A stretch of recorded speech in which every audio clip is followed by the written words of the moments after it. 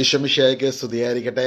നമുക്ക് ഇന്ന് വൈകുന്നേരം കുറച്ചു നേരം ഒരുമിച്ചൊന്ന് പ്രാർത്ഥിക്കാം. എന്തെങ്കിലും പ്രാർത്ഥനാ വിഷയങ്ങളുണ്ടെങ്കിൽ നിങ്ങൾ കമൻറ്റ് ബോക്സിൽ ഒന്ന് പോസ്റ്റ് ചെയ്യുകയാണെങ്കിൽ നമുക്ക് ഒരുമിച്ചൊന്ന് പ്രാർത്ഥിക്കാം. ഈശോ പറഞ്ഞു, യോഹന്നാൻ സുവിശേഷം 14-ാം അധ്യായത്തിൽ ഈശോ പറയുകയാണ്, നിങ്ങൾ എൻ്റെ നാമത്തിൽ പിതാവിനോട് ചോദിക്കുന്നത് എന്തും നിങ്ങൾക്ക് തരും, പുത്രൻ നൽകും. അപ്പം ഇതാണ് നമുക്ക് ഈശോയിലുള്ള വിശ്വാസം, നമ്മുടെ പ്രത്യാശയാണ് അല്ലേ. അപ്പം ഇന്ന് ആ പ്രത്യാശ മുറുകെ പിടിച്ചുകൊണ്ട് നമുക്ക് പ്രാർത്ഥിക്കാം. അപ്പം കമൻറ്റ് ബോക്സിൽ ഞാൻ ഈ കമൻറ്റുകൾ നിങ്ങളുടെ പ്രാർത്ഥനാ റിക്വസ്റ്റുകൾ എഴുതി ഇടാൻ പറയുന്നത് അതൊരു വിശ്വാസത്തിന് ആക്റ്റായിട്ട് ചെയ്താൽ മതി. അപ്പോൾ എല്ലാവരും പ്രാർത്ഥിക്കും. ഈശോ പറഞ്ഞില്ലേ, നിങ്ങൾ 2-3 പേർ എൻ്റെ നാമത്തിൽ ഒരുമിച്ച് കൂടുമ്പോൾ നിങ്ങളുടെ നടുവിൽ ഞാനുണ്ട്. അപ്പം കർത്താവാണ് നമ്മുടെ പ്രാർത്ഥനാ വിഷയങ്ങൾക്ക് ഉത്തരം നൽകുന്നത്. നമ്മൾ എഴുതാൻ തുടങ്ങുന്നതിന് മുമ്പ് തന്നെ കർത്താവിനത് അറിയാം. പക്ഷേ as an act of faith when you write your prayer request, as we all come together in prayer, അപ്പോസ്തല പ്രവർത്തനങ്ങളിലൊക്കെ നമ്മൾ കാണുന്നുണ്ട്. അപ്പോസ്തലന്മാർ പ്രതികൂല സാഹചര്യത്തിലൂടെ കടന്നുപോയ സമയത്ത് സഭ ഒത്തൊരുമിച്ച് പ്രാർത്ഥിക്കുന്ന സമയത്ത് അവിടെ വലിയ അത്ഭുതങ്ങൾ നടക്കുവാണ്. അപ്പം നമുക്കൊന്ന് ഒത്തൊരുമിച്ച് പ്രാർത്ഥിക്കാം. എനിക്കറിയാം നിങ്ങളുടെ ശബ്ദം കേൾക്കാൻ കുറേ പരിമിതികളുണ്ട്, പക്ഷെ എന്നാലും നമ്മൾ ഒത്തൊരുമിച്ച്, നിങ്ങൾ ലോകത്തിന് ഏത് ഭാഗത്തിരുന്ന് ഇപ്പോൾ ഈ ഒരു ലൈവ് ജോയിൻ ചെയ്താലും നമ്മൾ ഈശോയിൽ നമ്മളെല്ലാവരും ഒന്നാണ്. നമ്മുടെ തൊട്ടരികിൽ ഈശോയുണ്ട്, ഈശോയുടെ സാന്നിധ്യം നമ്മുടെ നടുവിലുണ്ട്. അപ്പം നിങ്ങൾക്ക് ഞാനൊരു ജോലി കൂടി തരുവാണ്. കമൻറ്റ് ബോക്സിൽ ആരൊക്കെ പ്രാർത്ഥന റിക്വസ്റ്റുകൾ പോസ്റ്റ് ചെയ്യുന്നുണ്ടോ സാധിക്കുന്നവർക്ക് വേണ്ടി എല്ലാം നിങ്ങളും പ്രാർത്ഥനയിൽ ഓർക്കുക. അങ്ങനെ ഒരു കുടുംബമായ കർത്താവിൻ്റെ രാജ്യത്തിൻ്റെ ശുശ്രൂഷയിൽ നമുക്കെല്ലാവർക്കും ആയിത്തീരാം. ഈശോ നമുക്ക് വേണ്ടി കുരിശിൽ ബലിയായി തീർന്നുകൊണ്ട് പരിശുദ്ധ കുർബാനയായി തീർന്നത് ദൈവത്തിൻ്റെ പറഞ്ഞറിയിക്കുവാൻ കഴിയാത്ത സ്നേഹമാണ് അല്ലേ. ആ സ്നേഹത്തിൻ്റെ സാക്ഷികളാണ് നമ്മൾ ഓരോരുത്തരും. ആ ദൈവം നമുക്ക് നൽകിയിരിക്കുന്ന ഉത്തരവാദിത്തമാണ് പരസ്പരം അന്യോന്യം സ്നേഹിക്കുക, പ്രാർത്ഥിക്കുക എന്നുള്ളത്. അപ്പം ഇന്ന് ഒരു നിമിഷം കർത്താവെ, ഇന്ന് ഞങ്ങളുടെ ഇന്ന് ഈവനിങ് പ്രയർ സെഷനെ ഞങ്ങൾ അവിടുത്തെ കരങ്ങളിലേക്ക് സമർപ്പിക്കുന്നു. അവിടുത്തെ വലിയ സാന്നിധ്യം ഞങ്ങളുടെ കൂടെ ഉള്ളതിനെ ഓർത്ത് നന്ദി പറയുകയാണ്. അവിടുത്തെ സാന്നിധ്യം ഇന്ന് ഞങ്ങൾക്ക് വേണ്ടി വ്യാപരിക്കുന്നതിനെ ഓർത്ത് നന്ദി പറയുന്നു. ഈശോയുടെ ഓരോ മക്കളെയും, ഈശോയെ അങ്ങയുടെ ഹൃദയത്തിൽ അങ്ങയുടെ ചക്കരക്കുട്ടിയുമായ ഓരോ മക്കളും ഈശോയുടെ പൊന്നോമന പുത്രൻ, പൊന്നോമന പുത്രി, ഓരോ മക്കളെയും എത്രമാത്രം കർത്താവ് സ്നേഹിക്കുന്നു. ആ സ്നേഹത്തിൻ്റെ ആഴങ്ങളിലേക്ക് ഓരോ മക്കളെയും കൂട്ടിക്കൊണ്ട് പോകുന്നതിന് വേണ്ടി പ്രാർത്ഥിക്കുകയാണ്. അതിന് ഈ ഒരു ശുശ്രൂഷയെ അവിടെ നിന്ന് ഉപകരിക്കുമാറാകണമേ, അവിടെ നിന്ന് അതിനെ എടുത്തുപയോഗിക്കുമാറാകണമേ എന്ന് പ്രാർത്ഥിക്കുന്നു, ഈശോയുടെ നാമത്തിൽ തന്നെ, ആമേൻ. റോമാലേഖനത്തിൻ്റെ 5-ാം അധ്യായത്തിൽ നമ്മൾ കാണുന്നുണ്ട്. അതിന് 1-ാം വാക്യത്തിൽ, വിശ്വാസത്താൽ നീതീകരിക്കപ്പെട്ട നമുക്ക് നമ്മുടെ കർത്താവായ യേശുക്രിസ്തു വഴി ദൈവവുമായി സമാധാനത്തിലായിരിക്കും. ഇന്ന് പലർക്കും ഉള്ളൊരു പ്രോബ്ലമാണ്, സമാധാനമില്ല. നമുക്ക് വീട്ടിൽ സമാധാനം കിട്ടുന്നില്ല, ഇപ്പം ജോലി സ്ഥലത്ത് സമാധാനമില്ല, വീട്ടിൽ വരുമ്പോഴത്തേക്കും ഒരു ആശ്വാസം കിട്ടും, ഒന്ന് പീസ്ഫുള്ളായിട്ട് കുറച്ചു നേരമെങ്കിലും വീട്ടിലൊന്ന് ഇരിക്കുക, അല്ലെങ്കിൽ ഒന്ന് സമാധാനമായിട്ട് കിടന്ന് ഉറങ്ങാം എന്നൊക്കെ ചിന്തിച്ചിട്ടും പലപ്പോഴും സമാധാനം കിട്ടുന്നില്ല. പക്ഷെ ദൈവത്തിൻ്റെ വചനത്തിൽ പറയുകയാണ്, യഥാർത്ഥ സമാധാനം എവിടുന്നാണ് വരുന്നത്? വിശ്വാസത്താൽ നീതീകരിക്കപ്പെട്ട നമുക്ക് കർത്താവായ യേശുക്രിസ്തു വഴി ദൈവവുമായി സമാധാനത്തിലായിരിക്കാം. അപ്പം വിശ്വാസത്താൽ നീതീകരിക്കപ്പെടുന്നു. അതെന്ത് പ്രോസസ്സാണത്? വിശ്വാസത്താലുള്ള നീതീകരണം. ഇന്ന് ഞാൻ അതിനെക്കുറിച്ചാണ് പറയുന്നത്. കാരണം ഈശോ പറഞ്ഞു, യോഹന്നാൻ സുവിശേഷം 14-ാം അധ്യായത്തിന് 27-ാം വാക്യത്തിൽ, നിങ്ങൾക്ക് ഞാൻ എൻ്റെ സമാധാനം തരുന്നു, അത് ലോകം തരുന്നത് പോലെയല്ല. അപ്പം ലോകം തരുന്നത് പോലെ അല്ലാത്ത ഒരു സമാധാനമുണ്ട്. ആ സമാധാനം എവിടെ നിന്നാണ് വരുന്നത്? അത് ഈശോയുടെ ഉള്ളിൽ നിന്നാണ് വരുന്നത്. ഈശോ പറയും, ഞാൻ നിങ്ങൾക്ക് എൻ്റെ സമാധാനം തരുന്നു, അത് ലോകം തരുന്നത് പോലെയല്ല. അപ്പം ലോകം തരുന്നത് പോലെ അല്ലാത്തൊരു സൂപ്പർ നാച്ചുറൽ പീസ് ഈശോയ്ക്ക് മാത്രം തരാൻ കഴിയുന്ന ഒരു പീസുണ്ട്. അപ്പോൾ ഈ പീസാണ്, ഈ സമാധാനം അനുഭവിച്ച അപ്പസ്തോലന്മാർക്ക് പ്രതികൂലങ്ങളെ മറികടക്കുവാൻ സാധിച്ചു. അപ്പം ദൈവത്തിൻ്റെ വചന പ്രഘോഷണത്തിലൂടെ കാലഭേദങ്ങൾക്കപ്പുറം ഈ ലോകരാജ്യങ്ങളിൽ യേശുവിൻ്റെ സുവിശേഷം പ്രസംഗിക്കപ്പെട്ടപ്പോൾ ഈ സമാധാനമാണ് ജനങ്ങൾ അനുഭവിക്കുവാൻ ഇടയായി തീർന്നതും ആ സമാധാനത്തിൻ്റെ ആഴങ്ങളിലേക്ക് ജനങ്ങൾ കടന്നു വന്നു. അപ്പോൾ അവിടെ പ്രധാനമായിട്ടും പറയുന്ന ഒരു കാര്യം, വിശ്വാസത്താൽ നീതീകരിക്കപ്പെട്ട നമുക്ക് നമ്മുടെ കർത്താവായ യേശുക്രിസ്തു വഴി ദൈവവുമായി സമാധാനത്തിലായിരിക്കാം. അപ്പോൾ ആ വിശ്വാസത്തിലുള്ള നീതീകരണം സംഭവിക്കുന്നത് എപ്രകാരമാണ്? അതിൻ്റെ 6-ാം വാക്യത്തിൽ നമ്മൾ കാണുന്നുണ്ട്, നാം ബലഹീനരായിരിക്കെ നിർണയിക്കപ്പെട്ട സമയത്ത് ക്രിസ്തു പാപികൾക്ക് വേണ്ടി മരിച്ചു. 8-ാം വാക്യത്തിൽ കാണുന്നു, നാം പാപികളായിരിക്കെ ക്രിസ്തു നമുക്ക് വേണ്ടി മരിച്ചു, അങ്ങനെ നമ്മോടുള്ള തൻ്റെ സ്നേഹം ദൈവം പ്രകടമാക്കിയിരിക്കുന്നു. അപ്പം ആദ്യം നമ്മൾ മനസ്സിലാക്കേണ്ട ഒരു കാര്യം, ദൈവം നമ്മളെ സ്നേഹിക്കുകയാണ്. ദൈവം നിന്നെ സ്നേഹിക്കുന്നു. ഇറസ്പെക്റ്റീവ് ഓഫ് ദ സർക്കംസ്റ്റാൻസസ്, സാഹചര്യങ്ങൾ, ഇന്ന് കടന്നു പോകുന്ന സാഹചര്യങ്ങൾ എന്തു തന്നെയായാലും ഈശോ നിന്നെ സ്നേഹിക്കുന്നു. ദൈവം നിന്നെ സ്നേഹിക്കുന്നു. ദൈവം നിന്നെ സ്നേഹിക്കുന്നു. ഞാൻ വീണ്ടും വീണ്ടും പറയുന്നത് ബുദ്ധിമുട്ടുണ്ടോ? ദൈവം നിന്നെ സ്നേഹിക്കുന്നു. എൻ്റെ മുഖത്തോട്ട് നോക്കിയേ, ഈശോ നിന്നെ വ്യക്തിപരമായി സ്നേഹിക്കുന്നു. ഇവിടെ എഴുതിയിരിക്കുകയാണ്, നാം ബലഹീനരായിരിക്കെ നിർണയിക്കപ്പെട്ട സമയത്ത് ക്രിസ്തു പാപികൾക്ക് വേണ്ടി മരിച്ചു. വീണ്ടും ഒന്നും കൂടെ പറയുകയാണ്, നാം പാപികളായിരിക്കെ ക്രിസ്തു നമുക്ക് വേണ്ടി മരിച്ചു. അപ്പം എപ്പോഴാണ് ഈശോ നമുക്ക് വേണ്ടി മരിക്കുന്നത്? നാം പാപികളായിരിക്കെ ക്രിസ്തു നമുക്ക് വേണ്ടി മരിച്ചു, അങ്ങനെ നമ്മോടുള്ള തൻ്റെ സ്നേഹം ദൈവം പ്രകടമാക്കിയിരിക്കുന്നു. അപ്പം ഇന്ന് നമ്മുടെ ഉള്ളിലേക്ക് എടുക്കേണ്ട ഒരു സത്യം എന്താ? മനുഷ്യന് ബലഹീനതകളുണ്ട്, കുറവുകളുണ്ട്, പക്ഷെ ദൈവം നിന്നെ സ്നേഹിക്കുന്നു.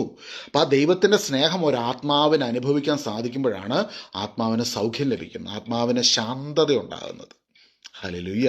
അപ്പോൾ വിശ്വാസത്താൽ നീതീകരിക്കപ്പെടുന്നതിന് ആദ്യമേ നമ്മൾ മനസ്സിലാക്കണം, ദൈവം പാപിയായ ഒരു വ്യക്തിക്ക് വേണ്ടി ഈ ഭൂമിയിലേക്ക് കടന്നു വന്ന് അവനോടുള്ള തൻ്റെ സ്നേഹത്തിൻ്റെ പ്രദർശനമാണ് അവിടുന്ന് പരിശുദ്ധ കുർബാനയായി തീർന്നതിലൂടെ അവിടുന്ന് നമുക്ക് വേണ്ടി സ്വയമേ യാഗമായി തീർന്നുകൊണ്ട് ഇത്രമാത്രം നമ്മളെ സ്നേഹിക്കുന്നു എന്നുള്ളതിൻ്റെ ഒരു ഡെമോൺസ്ട്രേഷൻ അവിടുന്ന് പരിശുദ്ധ കുർബാനയായി തീർന്നുകൊണ്ട് വിശുദ്ധ കുരിശിൽ അവിടുന്ന് അത് പൂർത്തീകരിച്ചു. ഇനി നമ്മൾ റോമാലേഖനത്തിൻ്റെ 4-ാം അധ്യായത്തിലേക്ക് വരുമ്പോൾ അതിനെക്കുറിച്ച് കുറെ കൂടി ആഴമേറിയ ഒരു 3-ാം അധ്യായത്തിലാണ്. റോമാലേഖനത്തിൻ്റെ 3-ാം അധ്യായത്തിൻ്റെ 21 മുതലുള്ള വാക്യങ്ങൾ. എല്ലാവർക്കും സുഖം തന്നെയാണല്ലോ അല്ലേ? എല്ലാവരും സന്തോഷമായിട്ടിരിക്കുന്നു വിശ്വസിക്കുന്നു. കർത്താവെ, എല്ലാ പ്രയർ റിക്വസ്റ്റുകൾക്ക് വേണ്ടി ഞങ്ങളിപ്പോൾ ചേർന്ന് പ്രാർത്ഥിക്കുകയാണ്. ഈശോയെ, ഒരുപാട് വേദനയിലൂടെ കടന്നു പോകുന്ന ഓരോ മക്കളെയും അവിടുന്ന് ചേർത്ത് നിർത്തുന്നതിനെ ഓർത്ത് നന്ദി പറയുന്നു. കർത്താവെ, പിടിച്ചു നിന്നുകൊണ്ട് മുൻപോട്ട് പോകുവാൻ, അങ്ങയുടെ ആ പറഞ്ഞറിയിക്കുവാൻ കഴിയാത്ത സമാധാനം ഓരോ ഈശോയുടെ മകനും മകളും അനുഭവിക്കുന്നതിനും അവർ ആ സമാധാനത്തിൽ മുൻപോട്ട് പോകുന്നതിന് വേണ്ടി ഞങ്ങൾ പ്രാർത്ഥിക്കുകയാണ്. കർത്താവ്, ഈശോയെ അവിടുന്ന് വാഗ്ദാനം ചെയ്ത ആ ദൈവിക സമാധാനം ഇന്ന് ഈ പ്രയർ മീറ്റിങ്ങിൽ അറ്റൻഡ് ചെയ്യുന്ന ഓരോ വ്യക്തികളിലും നിറയപ്പെടുന്നതിന് വേണ്ടി ഞങ്ങൾ പ്രാർത്ഥിക്കുകയാണ്. വലിയ സമാധാനം നിറയപ്പെടട്ടെ, വലിയ സമാധാനം. ഹല്ലേലൂയ. യേശുവേ, ആരാധന. അപ്പം ഈ സമാധാനം നമ്മൾ നിറയുമ്പോൾ നമ്മുടെ ഭാരങ്ങളെല്ലാം ഈശോയ്ക്ക് സമർപ്പിക്കണം. ഈശോയിലൂടെ നീതീകരിക്കപ്പെട്ട ഒരു വ്യക്തി ഈശോയുടെ സ്വന്തമാണ്. അപ്പം നമ്മുടെ ഭാരങ്ങളും ഈശോയുടെയാണ്. അപ്പോൾ ഒന്ന് കണ്ണടച്ച് ഇന്നത്തെ ഭാരങ്ങളെ മുഴുവനും ഒന്ന് കർത്താവിൻ്റെ സന്നിധിയിൽ ഒന്ന് ഇറക്കി വെച്ച് ഈശോയുടെ സന്നിധിയിൽ നമുക്ക് ഇറക്കി വെക്കുമ്പോഴാണ് നമുക്ക് നമ്മുടെ മനസ്സിലേക്ക് വലിയ ദൈവിക സമാധാനവും ആശ്വാസവും കടന്നു വരുവാൻ ഇടയായിത്തീരുന്നത്. ഹല്ലേലൂയ. അപ്പം ഇന്നത്തെ ക്ലാസ് എന്ന് വെച്ചാൽ പരിശുദ്ധ കുർബാനയുടെ അതിൻ്റെ ആ ഒരു ആഴങ്ങൾ, അതിൻ്റെ യഥാർത്ഥ പിക്ചറിനെ ഒന്ന് വരച്ചു കാട്ടുന്നതിന് വേണ്ടിയാണ്. ഒരുപാട് പേര് ഈ കാലഘട്ടത്തിൽ ഓടി നടക്കുവാണ്. എവിടെ പോയി കഴിഞ്ഞാൽ എനിക്ക് ഒരു വിടുതൽ കിട്ടും, അല്ലെങ്കിൽ എങ്ങനെ എനിക്ക് വിടുതൽ കിട്ടും. സത്യത്തിലുണ്ടല്ലോ യഥാർത്ഥ സത്യം എന്നുള്ളത്, നിങ്ങൾക്ക് വേണ്ട വിടുതൽ മുഴുവനും ഈശോ കുരിശുബലിയിലൂടെ പരിശുദ്ധ കുർബാനയിലൂടെ തന്നിട്ടുണ്ട്. പക്ഷേ അത് മനസ്സിലാക്കിയില്ലെങ്കിൽ വീണ്ടും നമ്മൾ ഓടും. അപ്പോൾ കുറച്ച് നേരം ഒന്ന് വെയിറ്റ് ചെയ്യണം കേട്ടോ. ചിലപ്പോൾ നിങ്ങൾ ഒത്തിരി തവണ കേട്ട മെസ്സേജ് ആയിരിക്കും, പക്ഷേ ഇതിനകത്ത് നിങ്ങൾ കേട്ടോണ്ടിരിക്കുമ്പോൾ നിങ്ങൾക്ക് ഒരുപാട് വിടുതലുകൾ ദൈവവചനം കേട്ടോണ്ടിരിക്കുമ്പോൾ തന്നെ സംഭവിക്കും. റോമാലേഖനത്തിൻ്റെ 3-ാം അധ്യായത്തിൻ്റെ 21-ാം വാക്യം മുതലാണ് ഇന്ന് വായിക്കുന്നത്. ശ്രദ്ധിച്ച് കേൾക്കുക. ബൈബിൾ ഉണ്ടെങ്കിൽ നിങ്ങളും ഈ സമയത്ത് എന്നോടൊപ്പം ബൈബിൾ എടുത്തു വെച്ച് ഈ ഭാഗങ്ങളൊന്ന് വായിക്കുക. ഒരു നഷ്ടവുമില്ല ബൈബിൾ വായിക്കുന്നതിൽ. വീട്ടിലിരിക്കുന്ന ബൈബിളില്ലേ, ഇനി എടുത്തേ പൊടിയൊക്കെ അയച്ച് കേട്ട് ചിലവരെന്നെ ബൈബിൾ മേടിച്ച് ഇങ്ങനെ പുത്താൻ പോലെ വെച്ചോണ്ടിരിക്കും. അതിങ്ങ് തുറക്ക് പോലും ഇല്ല, അതും ചെളിയൊന്നും പറ്റില്ലെന്നൊക്കെ പറയും. ചില നല്ലപോലെ ഉപയോഗിച്ച ആൾക്കാരുടെ വീട്ടിൽ അങ്ങനത്തെ ബൈബിളൊക്കെ ചിലപ്പോൾ ഇച്ചിരിയൊക്കെ കീറി പറഞ്ഞൊക്കെ ആയിരിക്കും. എൻ്റെ കയ്യിലൊരു ബൈബിളുണ്ട്. ആ ബൈബിളിൻ്റെ പേപ്പറൊക്കെ അവിടെ എല്ലാം കീറി പറഞ്ഞു. എൻ്റെ വൈഫ് പറയും, ആ ബൈബിൾ മുഴുവൻ കീറി പറഞ്ഞിരിക്കും. കാരണം അത് കുറേ നാളായിട്ട് നമ്മൾ ഉപയോഗിക്കുന്ന ബൈബിൾ അവിടെയൊക്കെ ഇച്ചിരി ചെളിയൊക്കെ പറ്റിയിരിക്കും. നിങ്ങൾ വീട്ടിൽ ഇരിക്കുന്ന ബൈബിളില്ലേ, പൊടിയൊക്കെ തട്ടിയ ബൈബിൾ എടുത്തിട്ട് ഈ ഭാഗം ഒന്ന് എടുത്തേ. റോമാലേഖനം 3-ാം അധ്യായം 21-ാം വാക്യം. നിയമവും പ്രവാചകന്മാരും സാക്ഷ്യപ്പെടുത്തിയിട്ടുള്ള ദൈവനീതി നിയമത്തിലൂടെ അല്ലാതെ ഇപ്പോൾ വെളിപ്പെട്ടിരിക്കുന്നു. അപ്പോൾ നിയമവും പ്രവാചകന്മാരും സാക്ഷ്യപ്പെടുത്തിയിട്ടുള്ള ദൈവനീതി നിയമത്തിലൂടെയല്ലാതെ ഇപ്പോൾ വെളിപ്പെട്ടിരിക്കുന്നു. പിന്നെ എങ്ങനെ വെളിപ്പെട്ടിരിക്കുന്നത്? ഈ ദൈവനീതി വിശ്വസിക്കുന്ന എല്ലാവർക്കും, എൻ്റെ കൂടെ എന്ന് പറയാമോ? വിശ്വസിക്കുന്ന എല്ലാവർക്കും, ഇന്ന വിഭാഗം എന്നില്ല, ഇന്ന ബാക്ക്ഗ്രൗണ്ട് എന്നില്ല, ഇന്ന കാസ്റ്റ് എന്നില്ല. ഈ ദൈവനീതി വിശ്വസിക്കുന്ന എല്ലാവർക്കും ആരെന്നുള്ള വ്യത്യാസം കൂടാതെ, നിങ്ങളുടെ ബൈബിളിൽ ഇങ്ങനെ തന്നെയല്ലേ? ഞാൻ POC ബൈബിളാണ് വായിക്കുന്നത്. റോമാലേഖനം 3-ാം അധ്യായം 21-ാം വാക്യം. ആരെന്നുള്ള വ്യത്യാസം കൂടാതെ യേശുക്രിസ്തു വഴിയുള്ള വിശ്വാസം വഴി ലഭിക്കുന്നതാണ്. എല്ലാവരും പാപം ചെയ്ത് ദൈവമഹത്വത്തിന് അയോഗ്യരായി. അവിടെ ക്രിസ്ത്യാനികളെന്നൊന്നും പറഞ്ഞില്ല, എല്ലാവരും പാപം ചെയ്ത് ദൈവമഹത്വത്തിന് അയോഗ്യരായി. അവർ അവിടുത്തെ കൃപയാൽ യേശുക്രിസ്തു വഴിയുള്ള വീണ്ടെടുപ്പിലൂടെ സൗജന്യമായി നീതീകരിക്കപ്പെടുന്നു. ഈ ഒരു വാക്യമാണ് നിങ്ങളുടെ എല്ലാ വിടുതലിൻ്റെയും കോർ, എല്ലാ വിടുതലിൻ്റെയും സെൻറ്ററാണ് ഈ വാക്യം. ഹല്ലേലൂയ. അവർ അവിടുത്തെ കൃപയാൽ യേശുക്രിസ്തു വഴിയുള്ള വീണ്ടെടുപ്പിലൂടെ സൗജന്യമായി നീതീകരിക്കപ്പെടും. അപ്പം ഈ ഒരു വാക്യം ശരിക്കും ഇത് പഠിക്കണമെങ്കിൽ, ഇത് മനസ്സിലാക്കണമെങ്കിൽ, ഇതൊരു 100 വർഷം പ്രസംഗിച്ചാലും തീരാത്ത സംഭവങ്ങൾ അതിനകത്തുണ്ട്. അവർ അവിടുത്തെ കൃപയാൽ. എന്താണ് കൃപ? എനിക്ക് പരിശുദ്ധാത്മാവ് നൽകുന്ന ഒരു വെളിച്ചത്തെ നിങ്ങളോട് പങ്കുവയ്ക്കുകയാണ്. നിങ്ങളും പ്രാർത്ഥിക്കുക, പരിശുദ്ധാത്മാവ് അതിനെ കൂടുതൽ നിങ്ങൾക്കും വ്യക്തിപരമായി മനസ്സിലാക്കി തരും. ഒരുപാട് വിടുതലുകൾ നിങ്ങളുടെ ജീവിതത്തിലേക്ക് നടക്കും ഈ ഒരു വാക്യത്തിലൂടെ. അവിടുത്തെ കൃപയാൽ. കൃപ എന്ന് പറഞ്ഞാൽ ദൈവത്തിൻ്റെ അർഹത, നമ്മളോടുള്ള ദൈവത്തിൻ്റെ കരുണയാണ്. അർഹതയില്ലാത്ത അവിടുത്തെ ദാനം. അവിടുന്ന് നമ്മളോട് കരുണ കാണിക്കുന്നു. നമുക്ക് വേണ്ടി ഒരു അൺമെറിറ്റഡ് ഫേവർ ദൈവത്തിൻ്റെ കടന്നു വരികയാണ്. അതാണ് കൃപയാൽ. അവിടുത്തെ കൃപയാൽ ഈശോ വഴിയുള്ള വീണ്ടെടുപ്പ്. എങ്ങനെയാണ് ഈശോ വഴിയുള്ള വീണ്ടെടുപ്പ് നടന്നത്? പരിശുദ്ധ കുർബാനയിൽ, കുരിശുബലിയിൽ, കുരിശുമരണത്തിൽ. അപ്പോൾ ദൈവത്തിൻ്റെ കൃപ നമ്മളിലേക്ക് ചൊരിയപ്പെട്ട സ്ഥലം എവിടെയാണ്? ഈശോയുടെ കുരിശുമരണ സമയത്ത്. ദൈവത്തിന് നമ്മുടെ വീണ്ടെടുപ്പ് നടന്ന സമയം എവിടെയാണ്? ഈശോയുടെ കുരിശുമരണ സമയത്ത്. അതുകൊണ്ടാണ് അവിടെ പറയുന്നത്, അവർ അവിടുത്തെ കൃപയാൽ യേശു ക്രിസ്തു വഴിയുള്ള വീണ്ടെടുപ്പിലൂടെ സൗജന്യമായി നീതീകരിക്കപ്പെടുന്നു. സൗജന്യമായി നീതീകരിക്കപ്പെടുന്നു. ഈ നീതീകരണമാണ് വാസ്തവത്തിൽ ഓരോ പരിശുദ്ധ കുർബാനയിലും സംഭവിക്കുന്നുണ്ട്. പരിശുദ്ധ കുർബാനയെക്കുറിച്ച് സഭ പഠിപ്പിക്കുന്നത്, ഒരു വ്യക്തി പരിശുദ്ധ കുർബാന അറ്റൻഡ് ചെയ്യുന്ന സമയത്ത് നിങ്ങൾ ലിറ്ററലി ടൈം ട്രാവൽ ചെയ്യുകയാണ്. യേശുക്രിസ്തുവിൻ്റെ ലിറ്ററൽ കുരിശുമരണ സമയത്തേക്ക് നമ്മളെ ദൈവത്തിൻ്റെ ആത്മാവ് കൊണ്ടുവന്ന് എത്തിക്കുകയാണ്. കർത്താവിൻ്റെ കുരിശുമരണത്തിന്, ആ കുരിശുബലിക്ക്, കുരിശുമരത്തിൻ്റെ യേശു മരിക്കുന്ന അതേ ലൊക്കേഷനിലേക്ക് നമ്മൾ ടൈം ട്രാവൽ ചെയ്ത് വന്ന് നിൽക്കുകയാണ്. അതായത് നമ്മളായിരിക്കുന്ന ഈ ലോകത്തിന് നമുക്ക് ടൈം എന്ന് പറഞ്ഞ ആക്സിസ് ഉണ്ട്. XYZ അല്ലേ? നമുക്ക് ടൈം എന്നുള്ള ആക്സിസിൽ നമ്മൾ മുമ്പോട്ട് പോകുന്നു. ഇപ്പോൾ 2023, ഇനി 2024, 25, 26. ദൈവം സമയത്തിന് അതീതനാണ്. ദൈവത്തിന് ടൈം എന്നുള്ള ആക്സിസ് ഇല്ല. നമ്മൾ ഒരു മുറിയിൽ നിന്ന്, ഇപ്പോൾ ഒരു ഫ്ലാറ്റ് അല്ലെങ്കിൽ ഒരു ഹോസ്പിറ്റൽ കോറിഡോറിൽ ഒരു മുറിയിൽ നിന്ന് വേറൊരു മുറിയിലോട്ട് പോകുന്ന പോലെയാണ് ദൈവത്തിന് 2023, 24, 25, 30, 50, അടുത്ത 100 വർഷങ്ങളൊക്കെ. ഇതെല്ലാം ദൈവത്തിന് ആക്സിസിൽ ഇതെല്ലാം ഓരോ ഡോറാണ്. പക്ഷേ ആ ടൈമിൻ്റെ ആക്സിസിന് അപ്പുറത്ത് നിൽക്കുന്ന കർത്താവിന് ഈ ഭൂമിയിൽ കടന്നു വന്ന് ദൈവം ചെയ്തിട്ടുള്ള ഏറ്റവും വലിയ പ്രവൃത്തി, അവിടുന്ന് തന്നെ ശൂന്യനാക്കി ദാസന്റെ രൂപം സ്വീകരിച്ച്, മഹാരാജാവാകുന്ന ദൈവം ഒരു ദാസന്റെ രൂപം സ്വീകരിച്ച് ഈ ഭൂമിയിൽ കടന്നു വന്ന് മനുഷ്യപ്രകൃതി സ്വീകരിച്ച് നമ്മളിൽ ഒരുവനായി തീർന്നു. നമ്മളെപ്പോലെ ഭക്ഷണം കഴിച്ച് വെള്ളം കുടിച്ച് നമ്മുടെ ഇടയിലൂടെ ജീവിച്ച്, നമ്മുടെ നടുവിലൂടെ ജീവിച്ച്, നമ്മുടെ നടുവിൽ കടന്നുകൊണ്ട് അതിദാരുണമായ പീഡാസഹനങ്ങൾ ഏറ്റുവാങ്ങി അവിടുന്ന് ക്രൂശിൽ മരിക്കുകയാണ്. ആ മരിക്കുന്ന സമയത്ത് യേശുവിൻ്റെ വായിൽ നിന്ന് അവസാനം വന്ന വാക്ക്, ഇതാ ഞാൻ സകലതും പൂർത്തിയാക്കിയിരിക്കുന്നു. അപ്പോൾ ഈ വാക്കെന്നുള്ളത് ഇത് കാലത്തിനും സമയത്തിനും ലോകത്തിനും, അതായത് 100 എന്നല്ല 1000 എന്നല്ല, ഈ പ്രപഞ്ചത്തിൻ്റെ തന്നെ ഏറ്റവും വലിയ റെസണേറ്റിംഗ് വാക്കുകൾ. ദൈവം ഉണ്ടാകട്ടെ എന്ന് പറഞ്ഞ് പ്രപഞ്ചത്തെ സൃഷ്ടിച്ചവൻ ഭൂമിയിൽ വന്ന് മനുഷ്യകുലത്തിന് വേണ്ടി, പാസ്റ്റ് പ്രസന്റ് ഫ്യൂച്ചർ മുഴുവൻ മനുഷ്യവർഗത്തിന് വേണ്ടി ബലിയായി തീർന്നുകൊണ്ട് അവിടുന്ന് പറയുകയാണ്, ഇതാ ഞാൻ സകലതും പൂർത്തിയാക്കിയിരിക്കുന്നു. ഹല്ലേലൂയ.